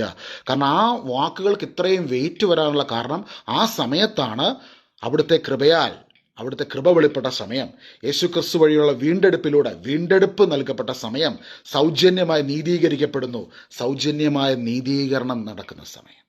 അതുകൊണ്ടാണ് ഓരോ പരിശുദ്ധ കുർബാനയിലും നമ്മളെ പരിശുദ്ധ കുർബാനയുടെ ആ നിമിഷം വാസ്തവത്തിൽ ഈ ഒരു കാഴ്ചപ്പാടിലേക്ക് സഭ നമ്മളെ കൊണ്ടുപോവുകയാണ്. അവിടെ യേശുവിൻ്റെ കുരിശുമരണ സമയത്ത് നടന്ന സകല വിടുതലുകളും നമ്മുടെ ജീവിതത്തിലേക്ക് ആ നിമിഷം വെളിപ്പെടുകയാണ്. There is nothing greater. ഇതിനെ അപ്പുറമായിട്ട് ദൈവത്തിന് ഒന്നും ചെയ്യാനില്ല. പിന്നെ നമ്മളെ ഓരോ ശുശ്രൂഷകളിലൂടെയും ധ്യാനങ്ങളിലൂടെയും മറ്റ് പല ഇപ്പം നമ്മൾ കുമ്പസാരം ഓരോ കൂദാശകളിലൂടെയും ഒരുക്കുവാണ് ഈ ഒരു തിരിച്ചറിവിൻ്റെ ആഴങ്ങളിലേക്ക് നമ്മൾ കടന്നു വരിക. ഈ ഒരു തിരിച്ചറിവിന് ആഴങ്ങളിലേക്ക് നമ്മൾ കടന്നു വരുമ്പോൾ ഓരോ ദിവസവും നമ്മുടെ വീടിനരികത്തുള്ള ഇടവക ദേവാലയത്തിൽ, അല്ലെങ്കിൽ നിങ്ങൾ പള്ളിയിൽ പോകുന്ന ഏത് പള്ളിയാണോ, ഇറ്റ് ഡസൻറ്റ് മാറ്റർ, നിങ്ങൾ ഏത് ഡിനോമിനേഷനോ ഏത് പള്ളിയിലാണ് പോകുന്നതെന്നുള്ളതല്ല, ഈ തിരിച്ചറിവ് കിട്ടുന്ന അന്ന് മുതൽ നിങ്ങളുടെ ജീവിതത്തിൽ ഈ നീതീകരണത്തിൻ്റെ അഭിഷേകം വെളിപ്പെടാൻ വേണ്ടി തുടങ്ങുകയാണ്. അവിടെ വ്യക്തമായി എഴുതിയിരിക്കുന്നു, വിശ്വാസ് 24-ാം വാക്യം, അവർ അവിടുത്തെ കൃപയാൽ യേശുക്രിസ്തു വഴിയുള്ള വീണ്ടെടുപ്പിലൂടെ സൗജന്യമായി നീതീകരിക്കപ്പെടുന്നു. സൗജന്യമാണ്, ഫ്രീ ആണ്. ആ നീതീകരണം ഫ്രീ എന്ന് പറഞ്ഞ് ദൈവം എന്നെ നീതീകരിക്കുന്നത് ഫ്രീ ആയിട്ടാണ് നീതീകരിക്കുന്നത്. സൗജന്യമായി എൻ്റെ ദൈവം എന്നെ നീതീകരിക്കുകയാണ്. നമുക്ക് സൗജന്യമായി ദൈവം നീതീകരിക്കുന്ന പറയാൻ പലപ്പോഴും ഉൾക്കൊള്ളാൻ പറ്റത്തില്ല. നമ്മുടെ ഒരു രീതി വെച്ചാണ് നമ്മൾ എന്തെങ്കിലും ചെയ്താൽ ദൈവം നീതി. പക്ഷേ ദൈവത്തിൻ്റെ നീതീകരണം സൗജന്യമായി നമുക്ക് കിട്ടാനുള്ള കാരണം വേറൊരാൾ, ഈശോ നമുക്ക് വേണ്ടി വലിയൊരു വില കൊടുത്തത് കൊണ്ടാണ്. അപ്പോൾ ആ വിലയെ നമ്മൾ മനസ്സിലാക്കണം. ആ വിലയെ നമ്മൾ തിരിച്ചറിഞ്ഞ്, ആ വില എങ്ങനെ നമ്മൾ തിരിച്ചറിയുന്നത്, ആ വിലയെ തിരിച്ചറിയാനും നമ്മളെ സഹായിക്കുന്നത് പരിശുദ്ധാത്മാ. അപ്പോൾ നമുക്കൊരു നിമിഷം കണ്ണടച്ച് ഇങ്ങനെ ഒന്ന് പ്രാർത്ഥിക്കാം. പരിശുദ്ധാത്മാവേ, പരിശുദ്ധാത്മാവേ ഒന്ന് പ്രാർത്ഥിച്ചേ. പരിശുദ്ധാത്മാവേ, എന്നെ സഹായിക്കണമേ ഈശോയുടെ കുരിശുബലിയുടെ ആഴങ്ങളെ തിരിച്ചറിയുവാൻ, അവിടുത്തെ പൂർത്തീകരണ പ്രവൃത്തിയെ മനസ്സിലാക്കുവാൻ, എനിക്ക് വേണ്ടി ബലിയായി തീർന്ന ഈശോയുടെ പരിശുദ്ധ കുർബാനയെ തിരിച്ചറിവോടുകൂടി സ്വീകരിക്കുവാൻ, മനസ്സിലാക്കി സ്വീകരിക്കുവാൻ അവിടുന്ന് എന്നെ സഹായിക്കണമേ. ഇത് ഇങ്ങനെ പ്രാർത്ഥിക്കുന്ന നിമിഷം തന്നെ പരിശുദ്ധ കുർബാനയുടെ വലിയൊരു അഭിഷേകം നമ്മുടെ ഭവനങ്ങളിലേക്ക് ഇന്ന് രാത്രി കടന്നു വരികയാണ്. എല്ലാവരും ഒന്ന് പ്രാർത്ഥിച്ചേ. പരിശുദ്ധാത്മാവേ, പരിശുദ്ധ കുർബാനയുടെ ആഴങ്ങളിലേക്ക് എന്നെ കൂട്ടിക്കൊണ്ടു പോകണമേ. ഹല്ലേലൂയ. ദൈവത്തിന് നിന്നോടുള്ള സ്നേഹത്തിൻ്റെ വലിയ പ്രദർശനമാണ് പരിശുദ്ധ കുർബാന. അപ്പം ഈ ഒരു തിരിച്ചറിവ് വ്യക്തിപരമായി പിടികിട്ടി കഴിയുമ്പോൾ നമുക്ക് ഏത് പള്ളിയിൽ പോയാലും എവിടെ പോയാലും നമ്മുടെ ഹൃദയത്തിനകത്ത് വലിയൊരു കത്തല, ഒരു ജ്വലനമാണ്. കാരണം ദൈവത്തിന് എനിക്ക് വേണ്ടി നൽകാനുള്ളത് എല്ലാം നൽകിക്കഴിഞ്ഞു, എല്ലാം നൽകപ്പെട്ടു പരിശുദ്ധ കുർബാനയിലൂടെ. എൻ്റെ വിടുതലിന് വേണ്ടത് മുഴുവൻ പരിശുദ്ധ കുർബാനയിലൂടെ നൽകപ്പെട്ടു. അപ്പം ഈ ഒരു കീ ഫാക്ടറായിരുന്നു സഭയിലുള്ള എല്ലാ വിശുദ്ധരെയും അവരെ പിടിച്ചു നിർത്തിയത്. അവരാരും ധ്യാനകേന്ദ്രങ്ങൾ തപ്പി പോവുകയല്ല. ധ്യാനകേന്ദ്രങ്ങൾ മോശമല്ല കേട്ടോ. പക്ഷേ ഇതിൻ്റെ എല്ലാം നമ്മളെല്ലാം വരുന്ന എങ്ങോട്ടാണ്? ഈ വചനത്തിൻ്റെ ആഴങ്ങളിലേക്കാണ്. അവർ അവിടുത്തെ കൃപയാൽ യേശു ക്രിസ്തു വഴിയുള്ള വീണ്ടെടുപ്പിലൂടെ സൗജന്യമായി നീതീകരിക്കപ്പെടുന്നു. കുറേ നാളുകൾക്ക് മുമ്പ് ഒരു വീട്ടിൽ, പാലക്കാട് ഉള്ള ഒരു സ്ഥലത്തൊരു വീട്ടിൽ ഒരു ബ്രാഹ്മണ കുടുംബമാണ് കേട്ടോ. അപ്പം ആ വീട്ടിൽ കുറേ പ്രശ്നങ്ങൾ ഇങ്ങനെ നടക്കുന്നുണ്ടായിരുന്നു. പ്രശ്നങ്ങളെന്ന് പറഞ്ഞാൽ അവർക്ക് അവരുടെ ഭാഷയെ പറയുമ്പം അവിടെ താമസിക്കാൻ പറ്റുന്നില്ല. അവർക്ക് ഒത്തിരിയും ഭൂസ്വത്തുകളും, ഭയങ്കര ഏൻഷ്യൻ്റ് ആയിട്ടുള്ള ഒരു പുരാതന കുടുംബമാണ്. അപ്പോൾ അവർക്ക് അവിടെ അവരുടേതായ രീതിയിലുള്ള പ്രാർത്ഥനകളും കർമ്മങ്ങളൊക്കെ നടത്തിയിട്ട് ഒത്തിരി പ്രശ്നങ്ങൾ വീട്ടിൽ പല ആൾക്കാർക്ക് അസുഖങ്ങൾ, രോഗങ്ങൾ, വ്യാധികൾ വിട്ടുമാറുന്നില്ല. ആൾക്കാർ 1-2 പേരെ കുടുംബത്തിലുള്ളവർ തന്നെ ആത്മഹത്യ ചെയ്തു. പിന്നെ ആൾക്കാർക്ക് ബാധകളാണെന്ന് പറഞ്ഞു. അങ്ങനെ ഭയങ്കര ഒത്തിരി പ്രശ്നങ്ങളാണ്. പറഞ്ഞാൽ ഒത്തിരിയുണ്ട്. നമ്മൾ കേട്ട് കഴിഞ്ഞാൽ പേടിച്ചു പോകുന്ന തരത്തിലുള്ള പ്രശ്നങ്ങളാണ്. അപ്പോൾ ഇവർ ഒരുപാട് പേരെ ഇങ്ങനെ പ്രാർത്ഥിക്കുവാൻ വിളിച്ചു. അവരുടെ രീതികളിൽ കൂടെ തന്നെ പ്രാർത്ഥിച്ചു. പക്ഷേ ഒരു ആശ്വാസം അവർക്ക് കിട്ടുന്നില്ലായിരുന്നു. പിന്നെ അവർ മുസ്ലിങ്ങളായിട്ടുള്ളവരെ വിളിപ്പിച്ചു പ്രാർത്ഥിപ്പിച്ചു. നമ്മുടെ പള്ളിയിലെ അച്ഛന്മാർ വന്ന് പ്രാർത്ഥിച്ചു. പാസ്റ്റർമാർ, പെന്തക്കോസുകാർ വന്ന് പ്രാർത്ഥിച്ചു. ഒക്കെ ചെയ്തു. പലരും വന്ന് പോയി പ്രാർത്ഥിച്ചു. അപ്പം അച്ഛന്മാരൊക്കെ പ്രാർത്ഥിക്കാൻ അവർ കുറേയൊക്കെ ആശ്വാസം കിട്ടുന്നുണ്ടായിരുന്നു പറഞ്ഞു. പക്ഷേ അവർക്ക് വീണ്ടും ഇങ്ങനെ ഓരോ ഇഷ്യൂസ് ഇങ്ങനെ വന്നുകൊണ്ടിരിക്കുമായിരുന്നു. അപ്പം ഞാനും എൻ്റെ ഒരു ഫ്രണ്ട് മനോജ് എന്ന് പറഞ്ഞ ഫ്രണ്ട്, ഞങ്ങൾ ഇത് കുറേ വർഷങ്ങൾക്ക് മുമ്പ് നടന്ന കേട്ടോ. ഞങ്ങളന്ന് കോട്ടയത്ത് ഒരു കാര്യത്തിൽ നിൽക്കുമ്പോഴത്തേക്കും മനോജിന് പരിശുദ്ധാത്മാവിന് ഒത്തിരി ഗിഫ്റ്റുള്ളൊരു വ്യക്തിയാണ്. അപ്പം പെട്ടെന്ന് ഓരോ മെസ്സേജുകൾ ഇങ്ങനെ കിട്ടും. അപ്പോൾ ഞങ്ങളുടെ തൊട്ടടുത്തൊരു മനുഷ്യൻ ഇങ്ങനെ നിൽക്കും. ആ വ്യക്തിയോട് മനോജ് ഇങ്ങനെ ഔചാരിതമായി സംസാരിക്കുകയും അദ്ദേഹത്തിൻ്റെ ജീവിതത്തിലുള്ള കുറേ കാര്യങ്ങൾ പരിശുദ്ധാത്മാവ് മനോജിന് വെളിപ്പെടുത്തി കൊടുത്തു. അപ്പം ആ മനുഷ്യൻ ഒരു ബ്രാഹ്മണനായ വ്യക്തിയായിരുന്നു. അപ്പോൾ അദ്ദേഹം ഇങ്ങനെ ഭയങ്കര സർപ്രൈസ്ഡായി. ഞങ്ങൾ തമ്മിലൊന്ന് സംസാരിക്കുകയൊക്കെ ചെയ്തപ്പോൾ ഇദ്ദേഹം ഈ ഫാമിലിയിലെ കാര്യം ഇങ്ങനെ പറഞ്ഞു. അപ്പോൾ അന്ന് ഞങ്ങളെന്ന് പറഞ്ഞാൽ ഞങ്ങൾക്ക് ഒത്തിരി സഹനങ്ങളും പ്രശ്നങ്ങളൊക്കെ ഉള്ളൊരു ടൈമായിരുന്നു. ആ സമയത്ത് പക്ഷേ നമുക്ക് വലിയൊരു ആഗ്രഹമാണ്, കർത്താവിന് വേണ്ടി എന്തെങ്കിലുമൊക്കെ ചെയ്യണം, ഈശോയ്ക്ക് വേണ്ടി എന്തെങ്കിലുമൊക്കെ ചെയ്യണം, എന്തെങ്കിലും ശുശ്രൂഷയൊക്കെ ചെയ്യണം എന്നൊക്കെയുള്ള ആഗ്രഹം ഇങ്ങനെ ഉള്ളിൽ കത്തി ജ്വലിച്ച് നിൽക്കുന്നൊരു സമയമാണ്. അപ്പോൾ ആ സമയത്ത് ഈ കുടുംബത്തിന് വേണ്ടി പ്രാർത്ഥിക്കാൻ ഒന്ന് വരാമോ എന്ന് ഇവർ ഞങ്ങളോട് ചോദിച്ചു. അപ്പോൾ എൻ്റെ സ്പിരിച്വൽ ഫാദർ അച്ഛനോട് ഞാൻ വിളിച്ച് ചോദിച്ചു, ഞാനിങ്ങനെ പൊക്കോട്ടെ. അപ്പോൾ അച്ഛൻ ഇങ്ങനെ പ്രാർത്ഥിച്ച് എനിക്കൊരു ബ്ലെസ്സിങ് ഒക്കെ തന്നു.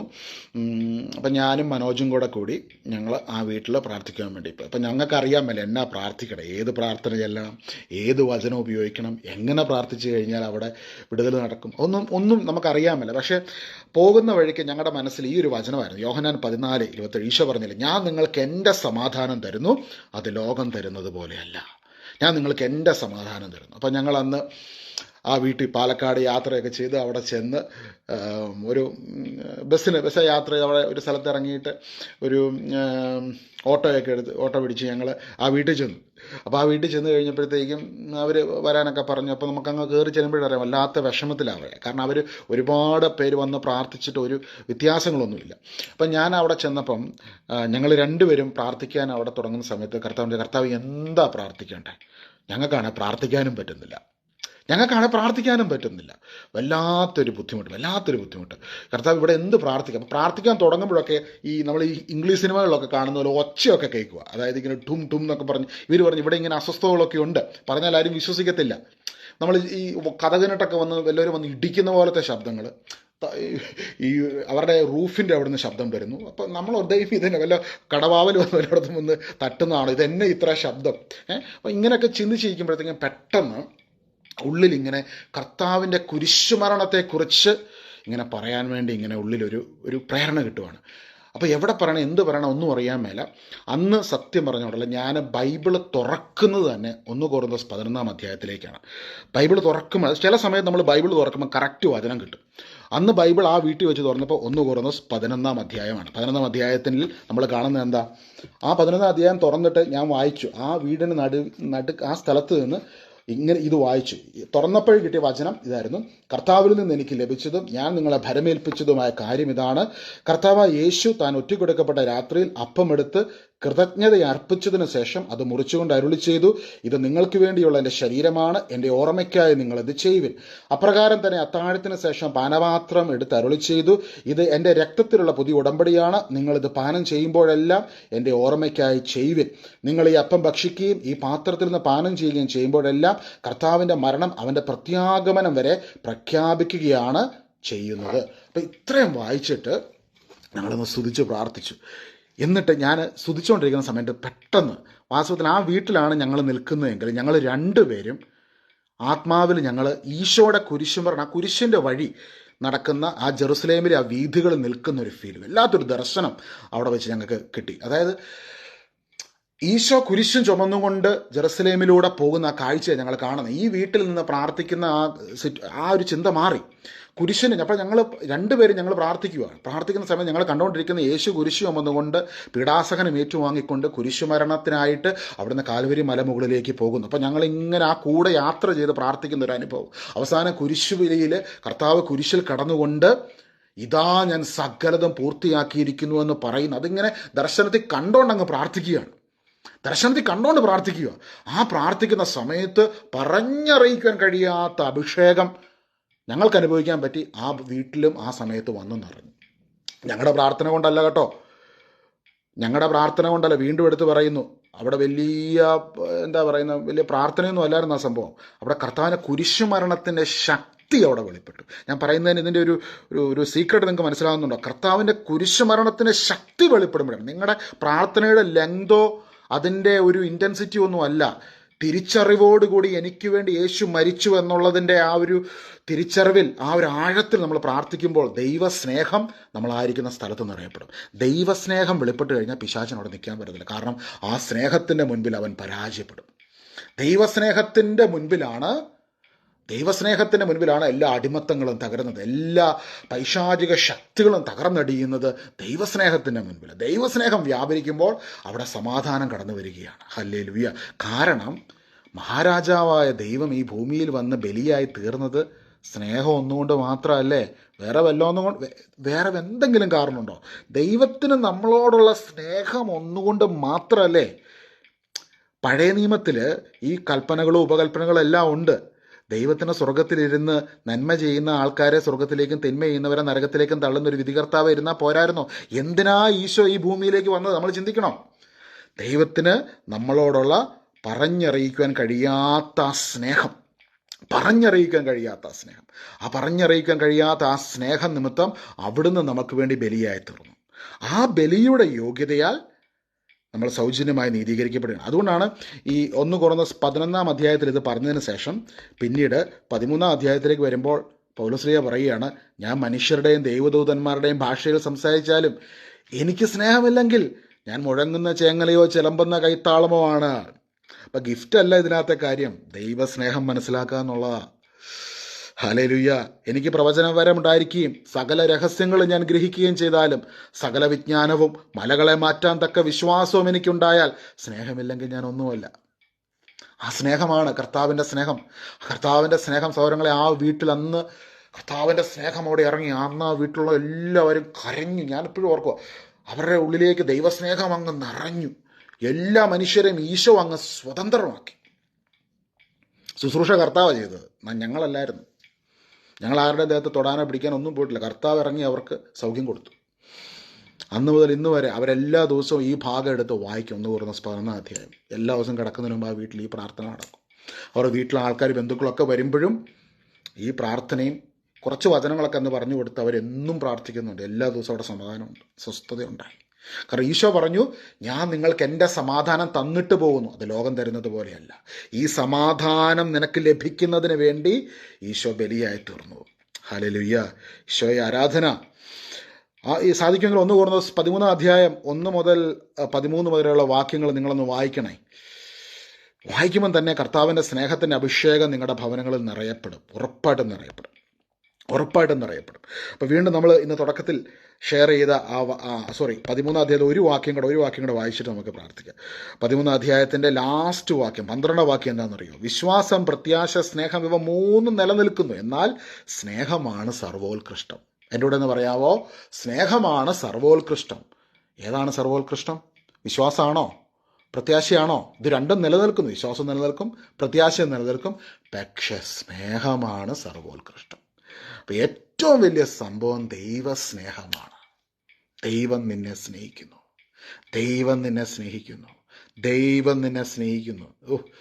കർത്താവ് നിന്നെ സ്നേഹിക്കുന്നു. കർത്താവിൻ്റെ ഹൃദയത്തിൽ നിനക്കുള്ള വിലയെന്ന് പറഞ്ഞാൽ നീ ചിന്തിക്കുന്നതിനേക്കാളൊക്കെ 10,000 മടങ്ങ് മുകളിലാണ്. നിനക്ക് വേണ്ടിയാണ് ഈശോ ഈ ഭൂമിയിലേക്ക് വന്നത്. നിനക്ക് വേണ്ടിയാണ് ഈ സഹനങ്ങൾ മുഴുവനും ഈശോ ഏറ്റെടുത്തത്. ഇനി റോമാലേഖനം 3 അധ്യായം വായിക്കുമ്പോൾ കുറെ കൂടി നമുക്ക് പിടികിട്ടും, അല്ലേ? റോമാലേഖനം 3 അധ്യായത്തിൻ്റെ 24 വാക്യം, അവർ അവിടുത്തെ കൃപയാൽ യേശുക്രിസ്തു വഴിയുള്ള വീണ്ടെടുപ്പിലൂടെ സൗജന്യമായി നീതീകരിക്കപ്പെടുന്നു. അപ്പോൾ സൗജന്യമായി നീതീകരണം നടക്കുന്ന എവിടെയാ? പരിശുദ്ധ കുർബാനയിൽ. ഹല്ലേലൂയ. യേശുവേ ആരാധന. അതുകൊണ്ടാണ് സഭ, നമ്മൾ ദേവാലയത്തിലേക്ക് പരിശുദ്ധ കുർബാനയ്ക്ക് പോകുമ്പോൾ നമ്മൾ റോസറി കൊന്തയൊക്കെ ചെല്ലുമ്പോൾ നമ്മൾ ഒരുക്കുക. എന്തിനു വേണ്ടി? ഈ ഒരു വലിയ ആഴങ്ങളിലേക്ക് കടന്നു പോകാൻ വേണ്ടി ഒരുക്കുകയാണ്. പക്ഷേ ഇതിൽ നിന്ന് ഡീവിയേറ്റ് ചെയ്ത ആൾക്കാർ ചിലപ്പം പോകും. ചിലപ്പം പരിശുദ്ധ കുർബാനയുടെ ഈ ഒരു പ്രസക്തി, ഇതെന്താ സംഭവം എന്ന് മനസ്സിലാക്കാതെ പോകുമ്പോഴത്തേക്കും നമ്മൾ നേരെ we fall ourself into a trap. എന്താണ് ആ ട്രാപ്പ് എന്നറിയോ? നമ്മൾ ചെല്ലുന്ന പ്രാർത്ഥന, ഞാൻ ചെല്ലുന്ന ഓരോ കാര്യങ്ങൾ കൊണ്ടാണ് ദൈവം എന്നെ നീതീകരിക്കുന്നത് എന്നുള്ളൊരു ട്രാപ്പിൽ പോയിപ്പെടും. ഈ ട്രാപ്പിൽ പെട്ട് കഴിഞ്ഞാൽ ഇതിങ്ങനെ സൈക്കിൾ പോലെ അങ്ങ് പോവും. പിന്നെ നമുക്കതിൽ നിന്ന് അങ്ങ് പുറത്ത് വരും. നമ്മളിങ്ങനെ അതിനകത്ത് കിടന്നങ്ങ് നട്ടം തിരിയുകയാണ്. പക്ഷേ ദൈവം നമുക്ക് തന്നിട്ടുള്ള എല്ലാ പ്രാർത്ഥനകളും അനുഗ്രഹമാകുന്ന എപ്പോഴാണ്? എൻ്റെ ഒരു പ്രാർത്ഥനയുടെ യോഗ്യത കൊണ്ടല്ല, ദൈവത്തിൻ്റെ കരുണയാലാണ്, അവിടുത്തെ കുരിശുബലിയുടെ യോഗ്യതയാലാണ് ഞാൻ സൗജന്യമായി നീതീകരിക്കപ്പെടുന്നത് എന്നുള്ള വചന വിശ്വാസ സത്യത്തെ നമ്മൾ മുറുകെ പിടിക്കുമ്പോൾ പരിശുദ്ധാത്മാവ് നമ്മളെ പ്രാർത്ഥിക്കുവാൻ പ്രേരിപ്പിക്കും. ജപമാലയാകട്ടെ, ദൈവനാട് ജപമാലയാകട്ടെ, ഇതൊക്കെ നമുക്ക് ചെല്ലാനൊരു ഭയങ്കര പവർ നമ്മുടെ ഉള്ളിൽ വരിക. കാരണം എന്താ? നമ്മുടെ നീതീകരണം നടന്നത് ഈശോയുടെ കുരിശുബലിയുടെ യോഗ്യതയാലാണ്. ഹല്ലേലൂയ. നമ്മുടെ നീതീകരണം സൗജന്യമായി നടക്കുന്നത് ഈശോയുടെ കുരിശുമരണത്തിൻ്റെ യോഗ്യതയാലാണ്. പറഞ്ഞേ, എൻ്റെ ഈശോ എനിക്ക് വേണ്ടി കുരിശിൽ ബലിയായി തീർന്നതിലൂടെ ഞാൻ സൗജന്യമായി നീതീകരിക്കപ്പെടുന്നു. രണ്ട് മൂന്ന് വാക്യം കൂടെ വായിക്കാം കേട്ടോ. വിശ്വാസം വഴി സംലബ്ധമാകുന്ന രക്തം കൊണ്ടുള്ള പാപപരിഹാരമായി ദൈവം അവനെ നിശ്ചയിച്ചു തന്നു. അവിടുന്ന് തന്റെ ക്ഷമയിൽ പഴയ പാപങ്ങളെ അവഗണിച്ചുകൊണ്ട് ഇപ്പോൾ തന്റെ നീതി വെളിപ്പെടുത്തുവാനും അങ്ങനെ താൻ നീതിമാനാണെന്നും യേശുവിൽ വിശ്വസിക്കുന്നവനെ നീതീകരിക്കുന്നവനാണെന്നും തെളിയിക്കാനുമാണ് ഇപ്രകാരം ചെയ്തത്. അപ്പം ഞാൻ ആ വീട്ടിൽ പോയി പ്രാർത്ഥിച്ചപ്പോൾ അവിടെ യേശുവിൻ്റെ മരണത്തെക്കുറിച്ച് അവിടെ പറഞ്ഞ് പ്രാർത്ഥിച്ച സമയത്ത് അവിടെ ദൈവം ചില കാര്യങ്ങൾ തെളിയിക്കും. അതാ വീട്ടിൽ നടന്നത്. അല്ല നമ്മുടെ പ്രാർത്ഥനകൾ കൊണ്ടോ നമ്മുടെ എന്തോ ഒന്നുമല്ല. നമ്മളൊരു ചില കാര്യങ്ങൾ നമ്മുടെ വീട്ടിലാണെങ്കിലും നിങ്ങളിരുന്ന് പ്രാർത്ഥിക്കുമ്പോൾ അവിടെ ദൈവം ചില കാര്യങ്ങൾ തെളിയിക്കും. ഇവിടെ വചനത്തിൽ പറയുകയാണ്, അവിടുന്ന് തൻ്റെ ക്ഷമയിൽ പഴയ പാപങ്ങളെ അവഗണിച്ചുകൊണ്ട് ഇപ്പോൾ തൻ്റെ നീതി വെളിപ്പെടുത്തുവാനും അങ്ങനെ താൻ ദൈവം, സർവശക്തനായ ദൈവം നീതിമാനാണെന്നും യേശുവിൽ വിശ്വസിക്കുന്നവനെ നീതീകരിക്കുന്നവനാണെന്നും തെളിയിക്കാനാണ് ഇപ്രകാരം ചെയ്തത്. അതുകൊണ്ട് നമ്മുടെ വൻപ് പറച്ചിൽ എവിടെ? അങ്ങനെ തന്നെ അവിടെ എഴുതിയിരിക്കുന്നത്. അതുകൊണ്ട് നമ്മുടെ വൻപ് പറച്ചിൽ എവിടെ? എന്താ ഈ വൻപ് പറച്ചിൽ? ഞാൻ വലിയ പ്രാർത്ഥനക്കാരൻ, എൻ്റെ പ്രാർത്ഥനയുടെ ശക്തി കൊണ്ട് അതെല്ലാം നടന്നത്. വൻപ് പറച്ചിലില്ല, ഇവിടെ നടക്കില്ല. വൻപ് പറയാൻ പറ്റത്തില്ല. ഞാൻ 10 ലക്ഷം ഇത് സംഭവം ചൊല്ലി, ഇന്ന സംഭവം ചൊല്ലിയതുകൊണ്ട്, അല്ലെങ്കിൽ ഞാൻ ഇങ്ങനെയൊക്കെ ചെയ്തുകൊണ്ട്, അങ്ങനെ പറഞ്ഞ് ഇപ്പം എന്തെങ്കിലും ഒരു അത്ഭുതം ജീവിതത്തിൽ നടന്നെങ്കിൽ അറിഞ്ഞോ അറിയാതെ അങ്ങനെ എന്തെങ്കിലും പറഞ്ഞു പോയിട്ടുണ്ടെങ്കിൽ ദൈവസന്നിധിയിൽ ഒന്ന് ക്ഷമ ചോദിച്ചോണം കേട്ടോ. കർത്താവ് അത് നിങ്ങളോട് ക്ഷമിക്കും. കർത്താവ് നിങ്ങൾ അത്രമാത്രം സ്നേഹിക്കുന്നു. ചിലപ്പോൾ നമ്മളറിയാതെ നമ്മളങ്ങനെ പറഞ്ഞു പോകും. കാരണം നമ്മൾ എത്ര പ്രാർത്ഥന ചൊല്ലിയാലും അതൊന്നും കർത്താവിൻ്റെ കുരിശുമരണത്തോളം നമുക്ക് വേണ്ടി കർത്താവ് ചെയ്തതിനോളം ഒരിക്കലും ആകത്തില്ല. എന്നുവെച്ചാൽ പ്രാർത്ഥന നിർത്തരുത്. പക്ഷെ നമ്മുടെ എല്ലാത്തിൻ്റെ ഫൗണ്ടേഷൻ എന്താ? ഈശോയുടെ കുരിശുമരണമാണ്. എനിക്ക് വേണ്ടി ബലിയായി തീർന്ന എൻ്റെ ഈശോ. ആ കുരിശു ബലിയിലൂടെ എല്ലാ വിടുതലുകളും സൗജന്യമായ നീതീകരണവും എന്നിൽ സംഭവിക്കുന്നു. ഹല്ലേലൂയ, ഈശോയെ ആരാധന. അതുകൊണ്ട് വൻപ് പറച്ചിലെവിടെ? അതിന് സ്ഥാനമില്ലാതായിരിക്കുന്നു. എന്തടിസ്ഥാനത്തിൽ? പ്രവർത്തികളുടെ അടിസ്ഥാനത്തിലോ അല്ല, വിശ്വാസത്തിൻ്റെ അടിസ്ഥാനത്തിൽ. പ്രവർത്തികളുടെ അടിസ്ഥാനത്തിലല്ല, വിശ്വാസത്തിൻ്റെ അടിസ്ഥാനത്തിൽ. എന്തെന്നാൽ നിയമാനുഷ്ഠാനം കൂടാതെ തന്നെ വിശ്വാസത്താൽ മനുഷ്യൻ നീതീകരിക്കപ്പെടുന്നു എന്ന് നാം അനുമാനിക്കുന്നു. ദൈവം യഹൂദരുടേത് മാത്രമാണോ? വിജാതിയരുടേതുമല്ലേ? അതെ, അവിടുന്ന് വിജാതിയരുടെയും ദൈവമാണ്. അവിടുന്ന് വിജാതിയരുടെയും ദൈവമാണ്. ഞാൻ മുമ്പേ ആ സാക്ഷ്യം പറയാനുള്ള കാരണം, ചിലപ്പോൾ ആൾക്കാരൊക്കെ ചോദിക്കാറുണ്ട്, അവരുടെ വീട്ടിൽ പോയി പ്രാർത്ഥിച്ചപ്പോൾ എങ്ങനെ ദൈവം അത്ഭുതം ചെയ്ത്? ദൈവത്തിൻ്റെ വചനത്തിൽ രേഖപ്പെടുത്തിയിരിക്കുന്ന ദൈവം സകലരുടെയും ദൈവമാണ്. അതുകൊണ്ടാണ് അവിടെ അതിൻ്റെ തുടക്കത്തിൽ തന്നെ പറയുന്നത്, ഈ ദൈവനീതി വിശ്വസിക്കുന്ന എല്ലാവർക്കും ആരെന്നുള്ള വ്യത്യാസം കൂടാതെ യേശുക്രിസ്തുവിലുള്ള വിശ്വാസം വഴി ലഭിക്കുന്നതാണ്. അപ്പം നിങ്ങൾ ആരായാലും, ഏത് ബാക്ക്ഗ്രൗണ്ടിൽപ്പെട്ട വ്യക്തിയായാലും, ഇന്ന് നിങ്ങൾ വിശ്വസിക്കുന്ന നിമിഷം തന്നെ ഈശോ പ്രോമിസ് ചെയ്ത ദിവ്യ സമാധാനം നിങ്ങളുടെ വീട്ടിൽ വന്ന് നിറയും. നിങ്ങളത് അനുഭവിക്കും. നിങ്ങൾ സുഖമായി കിടന്നുറങ്ങും. ഹല്ലേലൂയ. ഞാൻ അംനസ്റ്റിക്ക് വേണ്ടി പണ്ട് വർക്ക് ചെയ്യുന്ന സമയത്ത് നമ്മൾ ലോകത്തിൻ്റെ പല ഭാഗത്തും ട്രാവൽ ചെയ്തുകൊണ്ട് ഈ പല രാജ്യങ്ങളിലും ഓരോ റീച്ച് ഔട്ട് ഓരോ ഇവൻറ്റ്സ് ഞങ്ങൾ പ്ലാൻ ചെയ്യുമായിരുന്നു, ചാരിറ്റബിൾ ആയിട്ടുള്ള ഇവൻറ്റ്സ്. അപ്പം അംനസ്റ്റി ഇൻ്റർനാഷണൽ എന്ന് പറഞ്ഞൊരു വേൾഡ് വൈഡ് ഓർഗനൈസേഷനാണ്. അപ്പം ദുരിതം അനുഭവിക്കുന്ന ഇറാൻ, ഇറാഖ്. അപ്പം ഞാൻ ഓസ്ട്രേലിയ ആയിരുന്നു. ഞങ്ങൾ ഷോർട്ടായിട്ടുള്ള വിസിറ്റ്സിനൊക്കെ പോകുമായിരുന്നു. അവിടെയൊക്കെ പോയിട്ട്, ആഫ്രിക്കയിലൊക്കെ പോയി, പല സ്ഥലങ്ങളിൽ പോയിട്ട് അവിടെയൊക്കെ ഓരോ കാര്യങ്ങൾ, ഓരോ ഹെൽപ്പ് വർക്കുകളായിട്ടുള്ള, ഇപ്പോൾ യു എൻ്റെ ഒക്കെ ഓരോ പ്രോഗ്രാംസൊക്കെ വരുമ്പോഴത്തേക്കും നമ്മൾ അതിനൊക്കെ അവിടെ സപ്പോർട്ടും കാര്യങ്ങൾക്കൊക്കെ ആയിട്ട് പോകുന്നതാണ്, സപ്പോർട്ട് വർക്കേഴ്സൊക്കെ ആയിട്ട് പോകുന്നതാണ്. അപ്പോൾ അതിനൊക്കെ പോകുമ്പോഴത്തേക്കും ഞാൻ ചില സ്ഥലങ്ങളിലൊക്കെ ചെല്ലുമ്പോൾ ഞാൻ അത്ഭുതപ്പെട്ടിട്ടുണ്ട്. കാരണം ക്രിസ്ത്യ വിശ്വാസം എത്രമാത്രം ലോകത്തെ ഒരു പുരോഗതിയിലേക്ക് കൊണ്ടുവന്നുള്ളത്. കാരണം ചില സ്ഥലങ്ങളിലൊക്കെ ഈ കുഞ്ഞുങ്ങളെയൊക്കെ ബലി കൊടുക്കുന്ന സ്ഥലങ്ങൾ ലോകത്തിൻ്റെ പല ഭാഗത്തുണ്ടായിരുന്നു. നമുക്കൊക്കെ കേട്ട് കഴിഞ്ഞാൽ നമ്മൾ ഞെട്ടിപ്പോകുന്ന അത്തരത്തിലുള്ള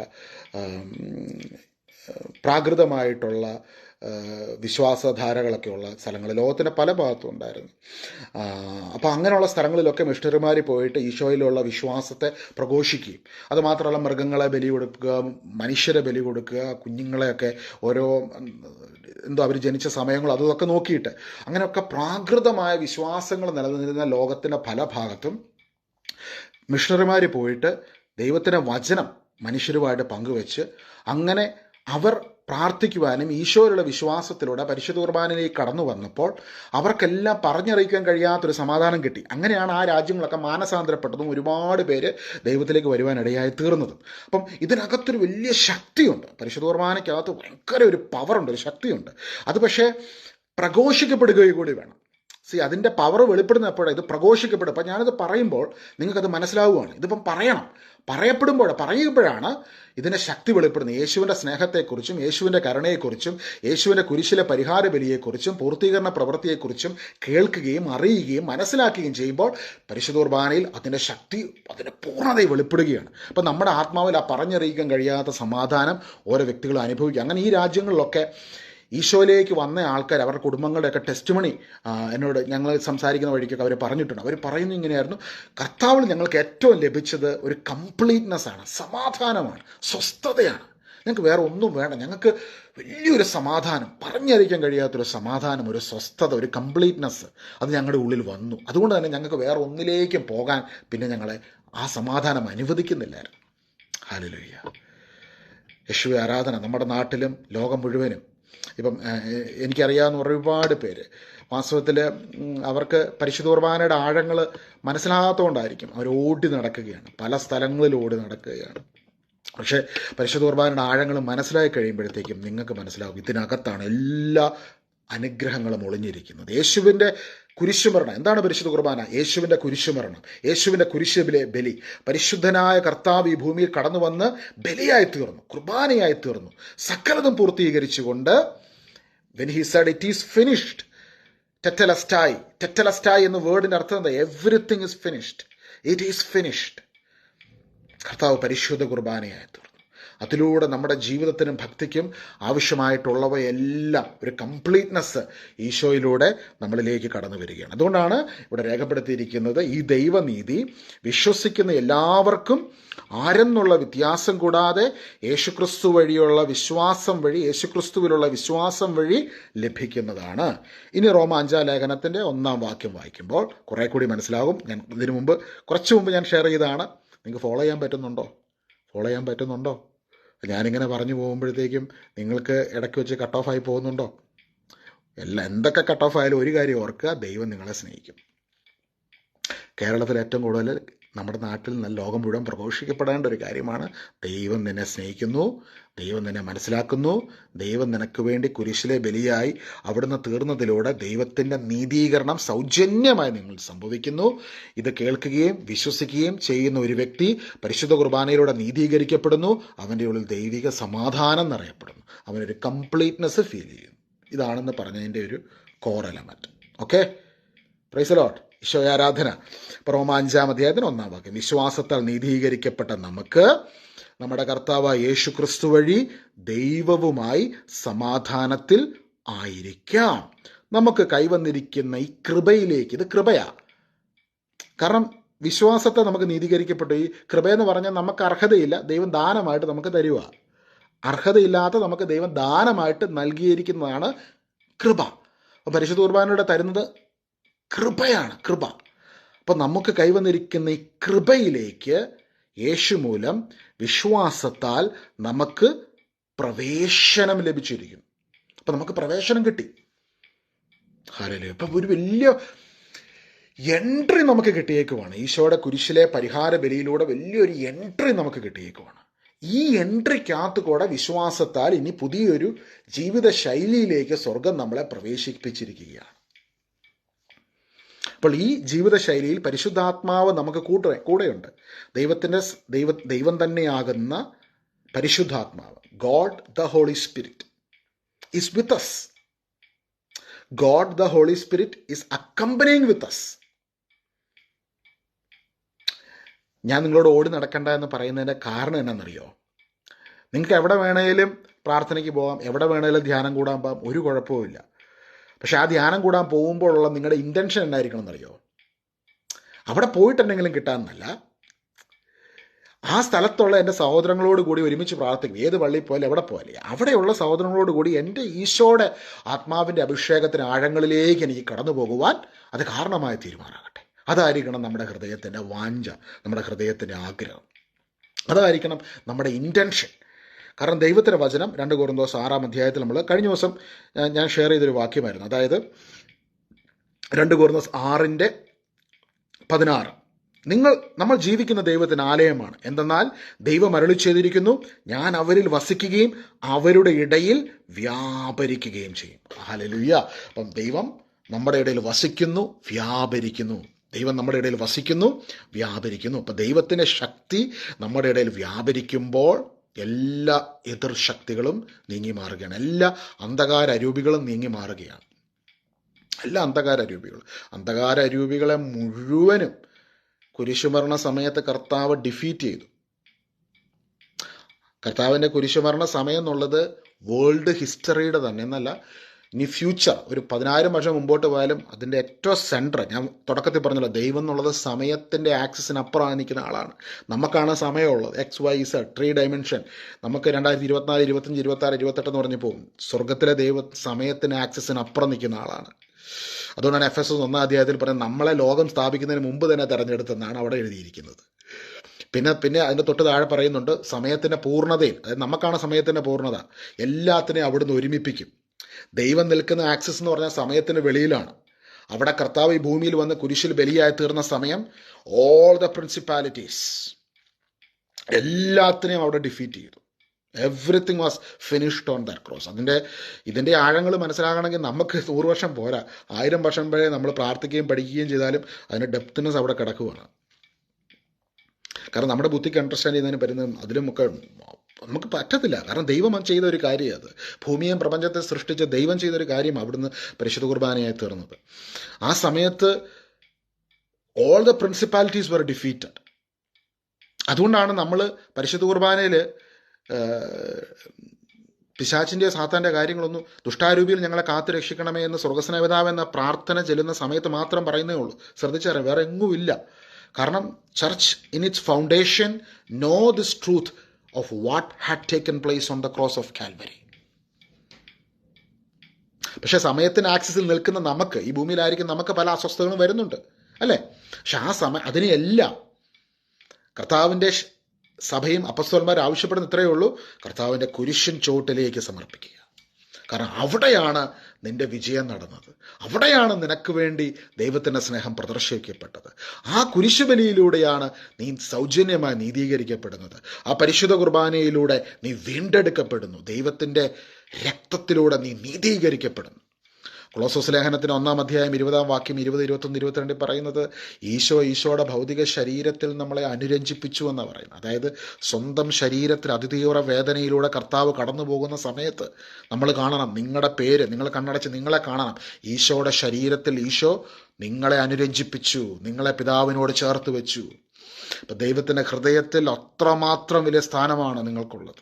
ദിവ്യകാരുണ്യം എഴുന്നള്ളിയിരിക്കുന്ന ഒരു ചാപ്പലിൽ ദിവ്യകാരുണ്യത്തിലേക്ക് നോക്കുമ്പോൾ എവിടെയോ എങ്ങോ ഇരിക്കുന്ന ജഡ്ജ് ചെയ്യാനിരിക്കുന്ന ഒരു ദൈവമല്ല അവിടെ ഇരിക്കുന്നത്. നിനക്ക് വേണ്ടി അതിതീവ്ര വേദനയിലൂടെ കടന്നുപോയി നിന്നെ സ്വന്തം ഭൗതിക ശരീരത്തിൽ അനുരഞ്ജിപ്പിച്ച് പിതാവിനെ സമർപ്പിച്ച നിന്റെ ഏറ്റവും വേണ്ടപ്പെട്ടവനും വിലപ്പെട്ടവനും നിനക്ക് വേണ്ടി ക്രൂശിൽ സകലതും പൂർത്തീകരിച്ച് എന്നും നിന്നോട് സ്നേഹമുള്ള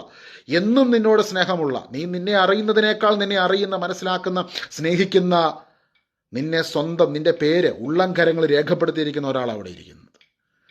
ഹല്ലേലൂയ. ആ കർത്താവ് നിന്റെ ഉള്ളിൽ വന്ന് വസിക്കുക. അതവിടെ എഴുതിയിരിക്കുന്നു 2 കൊരിന്ത്യർ 6-ാമത്തെ, ഞാൻ അവരിൽ വന്ന് വസിക്കും, ഉള്ളിൽ വന്നിരിക്കും, അവരുടെ ഇടയിൽ വ്യാപരിക്കും. അപ്പം ഈ കർത്താവിൻ്റെ ആത്മാവിൻ്റെ ആഴങ്ങളിലേക്ക് കടന്നു പോകാനുള്ള ഒരു വാഞ്ചയിൽ നമുക്ക് എവിടെ വേണമെങ്കിലും പോകാം, ധ്യാനം കൂടാനോ പ്രാർത്ഥിക്കാനോ എവിടെ വേണമെങ്കിലും. പക്ഷേ not with the other attitude. കുരിശുബലിയെ മിസ് ചെയ്തുകൊണ്ടുള്ള യാത്രകൾ അതെവിടെ ചെന്ന് നമ്മളെ എത്തിക്കും? നമ്മളെ നമ്മൾ തന്നെ ഡിസ്ട്രക്ഷനിൽ പോയി പെടുക. എന്നാൽ കർത്താവിൻ്റെ കുരിശുബലിയിലൂടെയാണ് ഞാൻ നീതീകരിക്കപ്പെടുന്നത്, സൗജന്യമായി നീതീകരിക്കപ്പെടുന്നു. എൻ്റെ ഒരു കഴിവോ യോഗ്യത കൊണ്ടല്ല, പാപിയും ബലഹീനനുമായിരുന്ന എനിക്ക് വേണ്ടി അവിടുന്ന് കടന്നു വന്ന് ബലിയായി തീർന്നു എന്നതിൻ്റെ യോഗ്യതയാൽ, അവിടുന്ന് എനിക്ക് വേണ്ടി ക്രൂശിൽ സകലതും ചെയ്തു കഴിഞ്ഞതിൻ്റെ യോഗ്യതയാൽ ഇന്ന് ഞാൻ ദൈവസന്നിധിയിൽ എളിമയോടെ പ്രാർത്ഥിക്കുന്നു. ഈ ലെൻറ്റിൻ്റെ സീസണിൽ 25 നോയമ്പിൻ്റെ സമയത്ത് നമ്മൾ ഭക്ഷണം ഉപേക്ഷിക്കുന്നത് ദൈവത്തെ പ്ലീസ് ചെയ്യാനല്ല, അവിടുന്ന് നമുക്ക് വേണ്ടി സകലതും ചെയ്ത് കഴിഞ്ഞതിൻ്റെ അതിൻ്റെ ആ ഒരു പൂർണ്ണതയിൽ, ആ ഒരു സ്നേഹത്തിൻ്റെ ബേസിൽ, കർത്താവേ ഈ ഭക്ഷണത്തെക്കാൾ ഉപരി ഞാൻ നിന്നെ സ്നേഹിക്കുന്നു, ഞാൻ സ്കിപ്പ് ചെയ്യുന്ന ഈ മീൽസിനേക്കാൾ ഉപരി ഞാൻ നിന്നെ സ്നേഹിക്കുന്നു, ഇതിനേക്കാളൊക്കെ ഉപരി ഞാൻ നിൻ്റെ ആ സ്നേഹത്തിൻ്റെ മുൻപിൽ കർത്താവെ ഞാൻ മുട്ടുമടക്കുന്നു. Because you gave yourself completely for me. നമുക്കൊരു നിമിഷം പ്രാർത്ഥിക്കാം. യേശുവെ, ഇന്ന് അങ്ങയെക്കുറിച്ച് പങ്കുവയ്ക്കുവാൻ കർത്താവ് അങ്ങയുടെ ആത്മാവിൻ്റെ പ്രേരണയാൽ ഇത്രയും നേരം നിൻ്റെ മക്കളോട് അങ്ങയെക്കുറിച്ച് ഞാൻ പങ്കുവച്ചല്ലോ. യേശുവെ, മറ്റൊന്നും ഇന്ന് ആവശ്യപ്പെടുന്നില്ല. യോഹന്നാൻ 14:27 അവിടുന്ന് പ്രോമിസ് ചെയ്ത ആ സമാധാനം ഉണ്ടല്ലോ, കർത്താവെ ആ സമാധാനം മാത്രം മതി. ഈശോയെ അവിടുന്ന് പറഞ്ഞല്ലോ, ഞാൻ നിങ്ങൾക്ക് എൻ്റെ സമാധാനം തരുന്നു, ഞാൻ നിങ്ങൾക്ക് എൻ്റെ സമാധാനം തരുന്നത് ലോകം തരുന്നത് പോലെയല്ല. ലോകത്തിന് തരുവാൻ കഴിയാത്ത വലിയ സമാധാനം എൻ്റെ സഹോദരങ്ങളുടെ ജീവിതത്തിൽ, ഞങ്ങൾ ഓരോരുത്തരുടെയും ജീവിതത്തിൽ നിറയപ്പെടുന്നതിന് വേണ്ടി കർത്താവെ ഞങ്ങൾ പ്രാർത്ഥിക്കുകയാണ്, എളിമയോടെ പ്രാർത്ഥിക്കുകയാണ്. ഞങ്ങളുടെ ഒരു യോഗ്യത കൊണ്ടോ ഞങ്ങളുടെ ഒരു മേന്മ കൊണ്ടോ പ്രാഗൽഭ്യം കൊണ്ടല്ല, അവിടുത്തെ കുരിശുബലിയുടെ അനന്ത യോഗ്യതയാണ്. യേശുവേ, അവിടുത്തെ ദിവ്യ സമാധാനം കൊണ്ട് അവിടുന്ന് ഞങ്ങളെ നിറയ്ക്കണമേ. 2 കൊരിന്ത്യർ 6 ഞങ്ങൾ കാണുന്നില്ല, അവിടുന്ന് ഞങ്ങളിൽ വസിക്കുകയും ഞങ്ങളുടെ ഇടയിൽ വ്യാപരിക്കുകയും ചെയ്യും. ഇവിടെ പ്രയർ റിക്വസ്റ്റുകൾ എഴുതിയിട്ടിരിക്കുന്ന ഓരോ വ്യക്തികളുടെയും ജീവിതത്തിൽ അവിടുന്ന് വ്യാപരിക്കണമേ, അവിടുത്തെ ശക്തി വ്യാപരിക്കട്ടെ. ഇപ്പോൾ തന്നെ ഞങ്ങളുടെ നിയോഗങ്ങളിലേക്ക് അവിടുത്തെ ശക്തി വ്യാപരിക്കട്ടെ, അത്ഭുതങ്ങൾ സംഭവിക്കട്ടെ. ഈശോയെ, അവിടുന്ന് ഭൂമിയിൽ കടന്നു വന്നപ്പോൾ അങ്ങയെ കണ്ടവരും അങ്ങ് കണ്ടവരും അത്ഭുതങ്ങളെ സ്വീകരിച്ചു, അങ്ങയെ തൊട്ടവരും അങ്ങ് തൊട്ടവരും അത്ഭുതമായി മാറിയെങ്കിൽ ഇന്ന് പ്രാർത്ഥിക്കുന്ന ഞങ്ങളുടെ ജീവിതത്തിലേക്ക് അവിടുത്തെ ശക്തമായ സാന്നിധ്യം വെളിപ്പെടുന്നതിനെ ഓർത്ത് ഞങ്ങൾ നന്ദി പറയുന്നു. അമ്മ മാതാവിനോട് ചേർന്ന് പ്രാർത്ഥിക്കുന്നു, സകല വിശുദ്ധരോടും ചേർന്ന് ഞങ്ങൾ പ്രാർത്ഥിക്കുന്നു. കർത്താവിന് വേണ്ടി പ്രതികരമായി ജീവിച്ച എല്ലാ വിശുദ്ധരോടും ഒപ്പം ഈ പ്രാർത്ഥനകളെ ദൈവസമക്ഷം ഞങ്ങൾ സമർപ്പിക്കുകയാണ്. കർത്താവെ, അവിടുന്ന് ഞങ്ങളുടെ പ്രാർത്ഥനകളുടെ മേൽ, നിയോഗങ്ങളുടെ മേൽ കൃപയോടെ കേട്ട് ഉത്തരം അരുളുമാറാകണമേ. ഞങ്ങളുടെ പ്രാർത്ഥനകൾക്ക് അവിടുന്ന് ഉത്തരം നൽകിയതിനെ നന്ദി പറയുന്നു. നിത്യപിതാവും പുത്രനും പരിശുദ്ധാത്മാവുമായ സർവേശ്വരായ എന്നേക്കും. ആമേൻ, ആമേൻ, ആമേൻ. Thank you so much for joining this live prayer. ഇത് നിങ്ങൾക്കൊരു അനുഗ്രഹമായിരുന്നെങ്കിൽ നിങ്ങൾ ഈ കമൻറ്റ് ബോക്സിൽ പ്രയർ റിക്വസ്റ്റ് അയക്കുന്ന ആൾക്കാർക്ക് വേണ്ടി കൂടി നിങ്ങൾ പ്രാർത്ഥിക്കുക, ഞങ്ങൾക്ക് വേണ്ടിയും പ്രാർത്ഥിക്കുക. ഇവിടെ ഈ ദിവസങ്ങളിൽ നടക്കുന്ന ശുശ്രൂഷകൾ, ഡ്യൂട്ടിയുണ്ട്, ശുശ്രൂഷകളെല്ലാം ആയിട്ട് ഓട്ടത്തിലാണ്. പ്രാർത്ഥനയിൽ പ്രത്യേകം ഓർക്കണം കേട്ടോ. അപ്പോൾ സാധിക്കുന്ന സമയങ്ങളൊക്കെ ചില ദിവസങ്ങളിൽ സൺഡേസ് ലൈവ് നമ്മൾ ചെയ്യുന്നുണ്ട്, പക്ഷേ ചില സൺഡേസ്, ഈ സൺഡേ ചിലപ്പോൾ ഇച്ചിരി നേരത്തെ ആയിരിക്കും കേട്ടോ ലൈവ്. കാരണം നമുക്ക് ചില സൺഡേസ് നമുക്ക് ശുശ്രൂഷകൾ വരും, അല്ലെങ്കിൽ എന്തെങ്കിലും ജോലി സംബന്ധമായ എന്തെങ്കിലും കാര്യങ്ങൾ വരുമ്പോഴാണ്, അല്ലെങ്കിൽ എന്തെങ്കിലും കാര്യങ്ങൾ കയറി വരുമ്പോഴാണ് നമ്മൾ ഈ സമയം അങ്ങോട്ടും ഇങ്ങോട്ടൊക്കെ ഒന്ന് മാറുന്നത്. പിന്നെ ഇവിടെ വർഷത്തിൽ 2 പ്രാവശ്യം സമയം അങ്ങോട്ടും ഇങ്ങോട്ടും ഒന്ന് മാറും.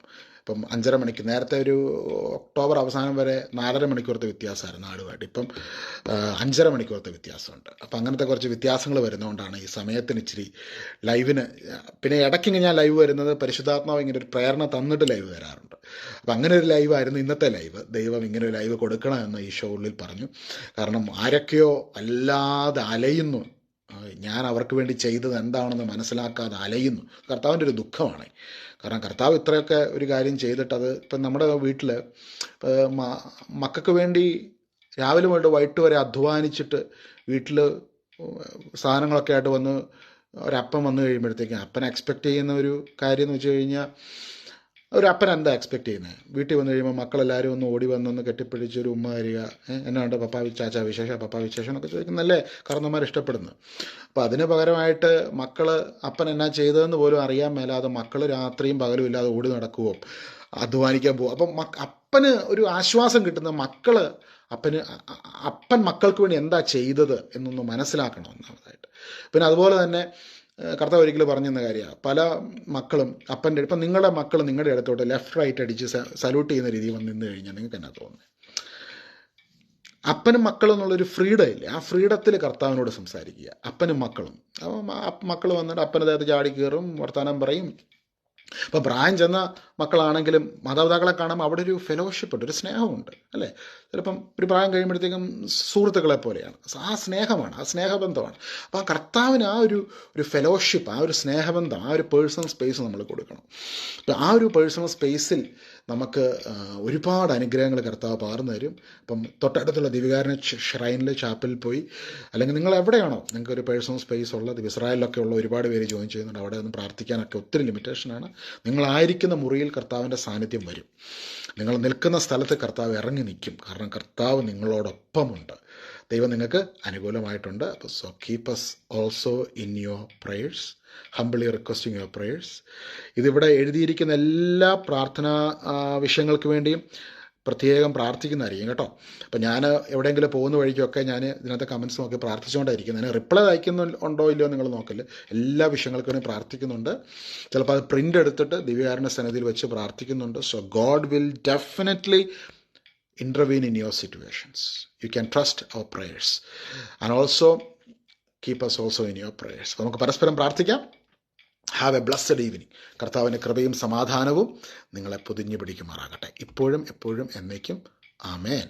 Ave Maria. ഒരു 10 നന്മ പറഞ്ഞു പറയും. ഞങ്ങളുടെ ഇവിടെ നടക്കുന്ന ശുശ്രൂഷയ്ക്ക് വേണ്ടി നിങ്ങളൊന്ന് ചൊല്ലിയേക്കണം കേട്ടോ. So God bless you.